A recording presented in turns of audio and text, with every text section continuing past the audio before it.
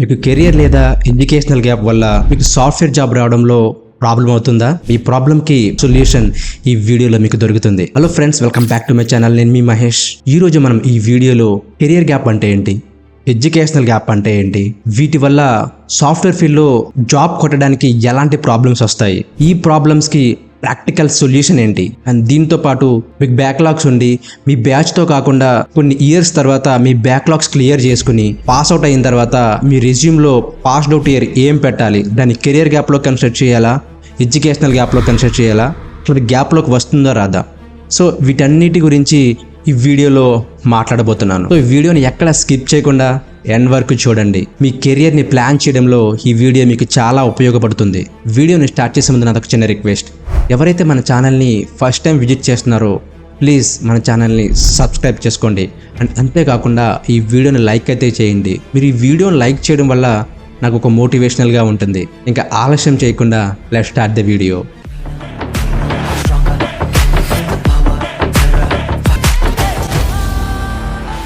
Career gap అంటే ఏంటి?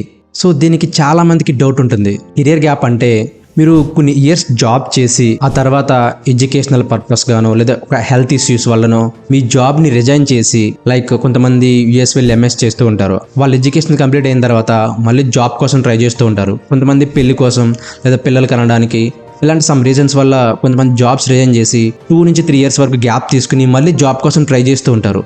So ఈ మధ్యలో వచ్చే గ్యాప్ని కెరియర్ గ్యాప్ అంటారు. సో ఇలాంటి గ్యాప్ వల్ల సాఫ్ట్వేర్ కంపెనీలకి మీకు ఫ్రెష్ కంటిన్యూటీ లేకపోవడం వల్ల అది ఒక డౌట్గా కనిపిస్తూ ఉంటుంది. సో ఈ కెరియర్ గ్యాప్కి సొల్యూషన్స్ ఏంటి అనేది చివరిలో చెప్తాను. ఇప్పుడు ఎడ్యుకేషనల్ గ్యాప్ అంటే ఏంటి?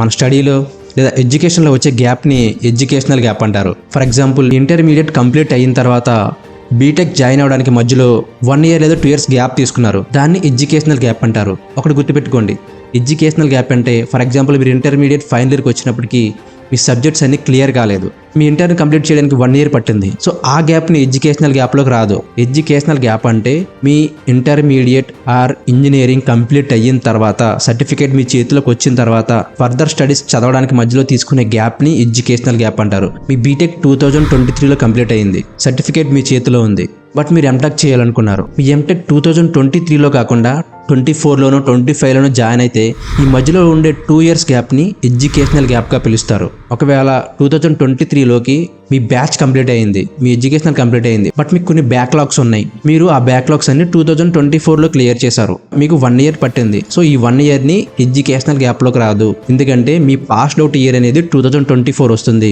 మీది 2023లోకి రాదు. సో ఇది గుర్తుపెట్టుకోండి, దాన్ని ఎడ్యుకేషనల్ గ్యాప్గా కానీ కెరియర్ గ్యాప్గా కానీ కన్సిడర్ చేయరు. సో మీరు 2023లో కాకుండా 2024లో పాస్ అయ్యారు, బట్ మీ బ్యాచ్ అనేది 2023లోనే కంప్లీట్ అయ్యింది. మీ పాస్డ్ అవుట్ ఇయర్ అనేది మీ రెజ్యూమ్లో 2023 వేయాలా లేదా 2024 వేయాలా? ఇది చాలా మంది కన్ఫ్యూజ్ అవుతూ ఉంటారు. సో దీనికి సొల్యూషన్ ఏంటంటే, మీ ఫైనల్ సర్టిఫికేట్లో పాస్డ్ అవుట్ ఇయర్ ఏముంటుంది? 2024 ఉంటుంది. ఒకవేళ మీరు 2023 వేసారనుకోండి, మీ సర్టిఫికేట్ సబ్మిట్ చేసినప్పుడు అక్కడ 2024 ఉంటుంది. అప్పుడు దానివల్ల మీకు ప్రాబ్లమ్స్ రావచ్చు. సో దీనికి సొల్యూషన్ ఏంటంటే 2024 అనే వేయాలి మీ రెజ్యూమ్లో. ఇది గుర్తుపెట్టుకోండి. మీ బ్యాచ్ అనేది 2023లో కంప్లీట్ అయినా మీరు పాస్ అయ్యేసరికి 1 ఇయర్ పట్టింది, అంటే 2024లో పాస్ అయ్యారు. మీ పాస్డ్ అవుట్ ఇయర్ అనేది 2024 అనే రెజ్యూమ్లో పెట్టాలి. ఒకవేళ ఇంటర్వ్యూవర్ మీ బ్యాచ్ అనేది 23లో కంప్లీట్ అయింది కదా, 2024 ఎందుకు వేశారని అడిగితే వాళ్ళకి ట్రాన్స్పరెంట్గా డైరెక్ట్గా ఆన్సర్ చెప్పండి. నాకు బ్యాక్లాగ్స్ ఉన్నాయి, నా బ్యాచ్ అనేది 2023లోనే కంప్లీట్ అయ్యింది, బట్ నాకు ఆ బ్యాక్లాగ్స్ని క్లియర్ చేయడానికి 1 ఇయర్ పట్టింది, 2024లో పాస్డ్ అవుట్ అయ్యాను అని క్లియర్గా వాళ్ళకి ఆన్సర్ ఇవ్వండి. వాళ్ళు యాక్సెప్ట్ చేస్తారు. ఒకవేళ మీకు టీసీఎస్లో అయినా ఇన్ఫోసిస్లో అయినా ఏ కంపెనీలో అయినా సరే మీకు ఆఫర్ వస్తే మీ రెజ్యూమ్లో మీ సర్టిఫికేట్లో మీ పాస్డ్ అవుట్ ఇయర్ ఏది ఉందో అది మాత్రమే వేయాలి, మీ బ్యాచ్ కంప్లీషన్ ఇయర్ మాత్రం వేయొద్దు. తర్వాత ప్రాబ్లమ్స్ వస్తాయి. ఒకవేళ అడిగితే వాళ్ళకి ఇలా ఆన్సర్ చేయండి, సరిపోతుంది. ఇప్పుడు career gap and educational gap వల్ల సమస్యలు ఏంటి? మీకు ఇంటర్వ్యూలో క్వశ్చన్స్ ఎక్కువగా వస్తాయి వాటి మీద. మీరు గ్యాప్లో ఏం చేశారు, మీ స్కిల్స్ మిస్ అయ్యాయా, మీరు కెరియర్లో స్టెబిలిటీగా ఉంటారా లేదా, ఎడ్యుకేషనల్ గ్యాప్ వల్ల మీరు ఏదైనా తప్పు చేశారా? సో ఇలాంటి క్వశ్చన్స్ అన్ని ఇంటర్వ్యూలో అడుగుతూ ఉంటారు. వాటికి జెన్యూన్గా ట్రాన్స్పరెంట్గా ఆన్సర్ ఇవ్వండి. లైక్ నేను ఆ టైంలో స్కిల్స్ అప్గ్రేడ్ చేసుకున్నాను, హెల్త్ ఇష్యూస్ వల్ల గ్యాప్ తీసుకోవాల్సి వచ్చింది, సమ్ ఫైనాన్షియల్ ఇష్యూస్ వల్ల గ్యాప్ తీసుకోవాల్సి వచ్చింది. సో ఇలాంటి ఆన్సర్స్ ఇవ్వండి. మీ ఆన్సర్స్ ఎలా ఉండాలంటే మీరు చెప్పేటప్పుడు మీరు చాలా కాన్ఫిడెంట్గా జెన్యున్గా మాట్లాడండి. ఇప్పుడు కెరియర్ గ్యాప్కి సొల్యూషన్స్ ఏంటి? మీ స్కిల్స్ని అప్డేట్ చేసుకోండి. ఒకవేళ మీరు కెరియర్ గ్యాప్లో ఉంటే ప్రజెంట్ ఏవైతే లేటెస్ట్ ట్రెండింగ్ టెక్నాలజీస్ ఉన్నాయో ఆ స్కిల్స్ని నేర్చుకోవడానికి ట్రై చేయండి. 2025లో ఏ స్కిల్స్ డిమాండింగ్లో ఉన్నాయని ఒకవేళ మీకు తెలియకపోతే సో దీని గురించి రీసెంట్గా నేను డీటెయిల్ వీడియో అయితే చేయడం జరిగింది. సో ఆ వీడియోని డిస్క్రిప్షన్లోను అండ్ ఐకార్డ్స్లో కూడా వదిలేస్తాను. ఒకసారి ఆ వీడియో చూడండి. మనకు 2025లో ఏ స్కిల్స్ ట్రెండింగ్లో ఉన్నాయి, ఏ స్కిల్స్ నేర్చుకుంటే మనకు త్వరగా జాబ్స్ వచ్చే ఛాన్సెస్ ఉంటాయి, వీటన్నిటి గురించి క్లియర్గా ఎక్స్ప్లెయిన్ చేశాను. ఒకసారి ఆ వీడియో వెళ్ళి మీకు ఏ స్కిల్ అయితే సూటబుల్ అవుతుందో ఆ స్కిల్కి అప్గ్రేడ్ అవ్వండి. లైక్ డేటా అనాలిసిస్ కోసం Excel, SQL, Python, project management కోసం Jira, agile methodology, software field కోసం క్లౌడ్, డెవాప్స్ ఇలాంటివి అనమాట. మీ గ్యాప్ని వాళ్ళకి పాజిటివ్గా చూపించండి.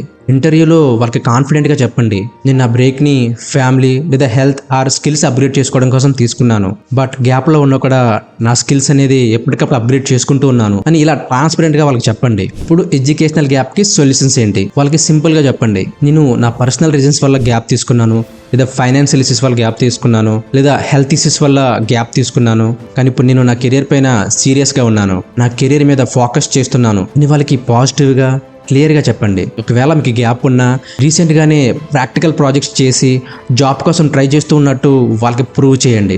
ఒకవేళ మీరు ఫ్రెషర్ అయితే మీకు కెరియర్ గ్యాప్ ఉంటే మీకు జాబ్ కొట్టడానికి ఏ టిప్స్ ఫాలో అవ్వాలి? మీ లింక్డ్ఇన్ ప్రొఫైల్ని చాలా ప్రొఫెషనల్గా క్రియేట్ చేయండి. కొంతమంది లింక్డ్ఇన్ ప్రొఫైల్స్లో వాళ్ళ ఫోటో ఇవేం పెట్టకుండా జస్ట్ నేమ్ మాత్రం పెట్టేసి వదిలేస్తుంటారు. మీ ప్రొఫైల్ అనేది 100% కంప్లీట్ చేయాలి. లింక్డ్ఇన్ అనే కాదు, నౌకరీ కూడా మీ ప్రొఫైల్ని 100% కంప్లీట్ చేయాలి. మీ ప్రొఫైల్ అనేది చాలా ప్రొఫెషనల్గా ఉండాలి. మీ స్కిల్స్ని, మీ ప్రాజెక్ట్స్ని, మీ సర్టిఫికేట్స్ని లింక్డ్ఇన్లో అప్లోడ్ చేయండి. మీకు ఏ చిన్న అచీవ్మెంట్ వచ్చినా లింక్డ్ఇన్లో పోస్ట్ చేయండి. ఎందుకంటే మీకు ఏదైనా ఒక పెద్ద MNC లేదా సమ్ ప్రొడక్ట్ బేస్డ్ కంపెనీలో జాబ్ వచ్చినప్పుడు వాళ్ళు మీ లింక్డ్ఇన్ ప్రొఫైల్ అడుగుతారు. మీ లింక్డ్ఇన్ ప్రొఫైల్ అడిగి మీ టైమ్ లైన్ మొత్తం చెక్ చేస్తారు. సో చెక్ చేసినప్పుడు మీ టైమ్ లైన్లో ఇలాంటి పోస్టులను చూసినప్పటికీ మీ మీద ఒక జెన్యున్ అండ్ పాజిటివ్ ఇంప్రెషన్ అనేది వాళ్ళకి మీ మీద కలుగుతుంది. మీరు ఫేస్బుక్ని ఎలా అయితే యూస్ చేస్తారో లింక్డ్ఇన్ కూడా అలానే డైలీ యూస్ చేస్తూ ఉండండి. ఇంటర్వ్యూస్ కోసం ఎప్పటికప్పుడు ప్రిపేర్ అవుతూ ఉండండి. ఆపర్చునిటీ వచ్చిన తర్వాత ప్రిపేర్ అవడం కాదు, ఎవరైతే ప్రిపేర్డ్ గా ఉంటారో వాళ్ళకే ఆపర్చునిటీస్ అనేవి వస్తూ ఉంటాయి. రిఫరల్ జాబ్ కోసం ట్రై చేస్తూ ఉండండి. లైక్ మీ ఫ్రెండ్స్, మీ సీనియర్స్ ఎవరైతే ఉన్నారో వాళ్ళతో లింక్డ్ఇన్లోను, ఇన్స్టాగ్రామ్స్లోను, ఫేస్బుక్లోను కనెక్ట్ అవుతూ ఉండండి. కెరీర్ని చాలా సీరియస్గా తీసుకోండి. ఫ్రెండ్స్, కెరీర్ గ్యాప్ అనేది చాలా నార్మల్ ప్రాబ్లం. ఒక మంచి ప్లానింగ్తో జాబ్స్ అప్లై చేస్తే ఆ ప్రాబ్లమ్ మనం ఈజీగా సాల్వ్ చేయొచ్చు. ఇప్పుడు నేను చెప్పిన ఇన్ఫర్మేషన్ మీకు ఇన్ఫర్మేటివ్గా అనిపిస్తే ఈ వీడియోని లైక్ చేయండి. మీ ఫ్రెండ్స్కి కూడా ఈ వీడియోని షేర్ చేయండి. నెక్స్ట్ వీడియోలో మనం ఫ్రీగా ఎలా కోర్సెస్ నేర్చుకోవచ్చు, సర్టిఫికేషన్స్ ఎలా పొందవచ్చు అనేది డీటెయిల్గా అయితే ఒక వీడియో అయితే చేయబోతున్నాను. సో ఇలాంటి మరిన్ని ఇన్ఫర్మేటివ్ వీడియోస్ కోసం మన ఛానల్ని ఇప్పుడే సబ్స్క్రైబ్ చేసుకోండి. Thanks for watching. Keep learning.